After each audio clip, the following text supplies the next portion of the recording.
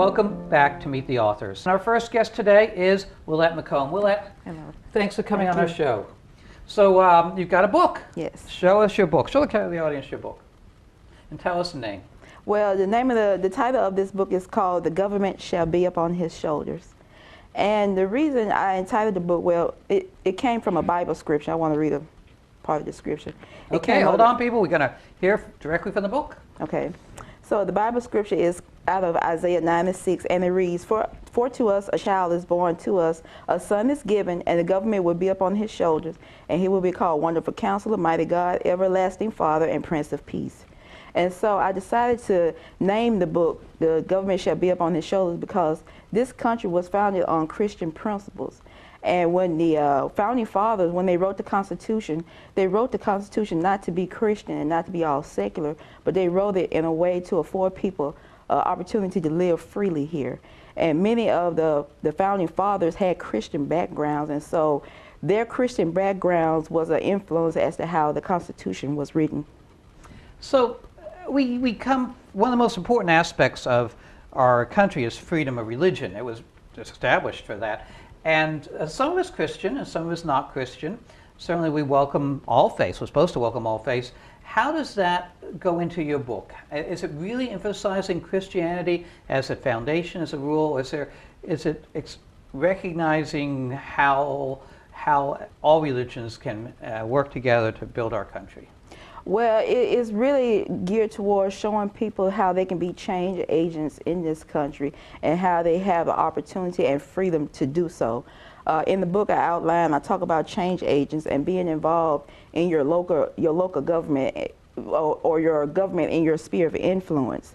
And your sphere of influence could be your local church. If you go to church on the regular, you could get involved in different committees at your church, or if you have children, you can get involved with your children's PTA meetings or chair the PTA meetings and become involved in the government at the school, or even in your home. Believe it or not, the government of your home, you can start there just by teaching your kids and having an influence on your children just in the home. That is so important. We're talking before the show, as the person who shows up to vote, they're the ones that matter. I mean, every group needs a leader. Every group needs people to participate and show it. So you're active in your PTA in your church?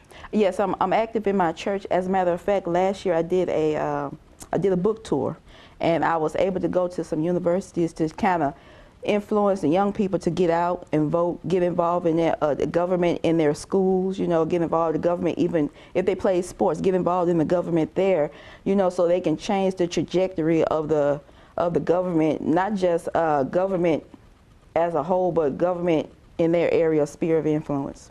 Okay, so what are you doing for your church? You're talking about influencing your church, and you've been on some committees, and so what kind of, suppose I'm sort of an environmentalist, we'll say, and I'd like people to say, stop using straws because it's such a terrible waste upon our environment. How would you recommend I get involved in that? Well, one thing you can find out what part of the environment or the committee that you want to get involved in, which one has the influence. Find out where the influence is coming from.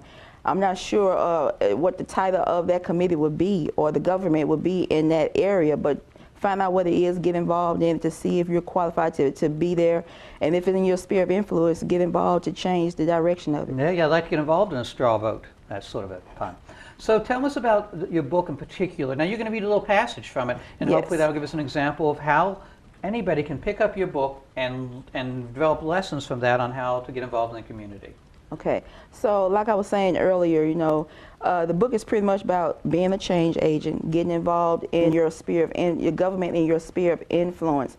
Now, when I say the sphere of influence, some people say getting involved. When I say get involved with government, they think, oh, I got to go run out and run for governor or run for a senate, or not so much that. If that's in your sphere of influence, then go ahead and run for it. I'm not saying go out and run for president, but just get involved in your sphere of influence. I want to say, one good example of people becoming change agents and getting involved is our current presidential election that's coming up in the year 2020. So the way the government is going now, a lot of people, they're not really pleased with the direction of the government. Well, and so you have so many diversities of people running for president now. You need to read your section. We're going to run out of time. Okay. Unfortunately, in today's culture, separation of church and state Slow down. means a separation of state and God, as if the state and the government were unanswerable to no one but themselves, as if the government didn't have to respond to God. But God monitors government. God raises them up and brings them down. Every human government is accountable to God and is accountable to maintain its affairs with justice and with righteousness. So every government is accountable to God and is accountable to make sure that we have righteousness in our government, in our policies. I think that is so true and so important. We have that advantage in a democracy, don't we? That we can, if we don't like our leaders, we can vote them out. In a lot of places, that's not an option. I know. Yeah, so that's really marvelous.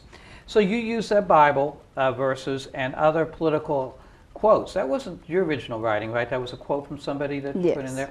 So is that what this book is really about? All that stuff, the quoting from different people, huh?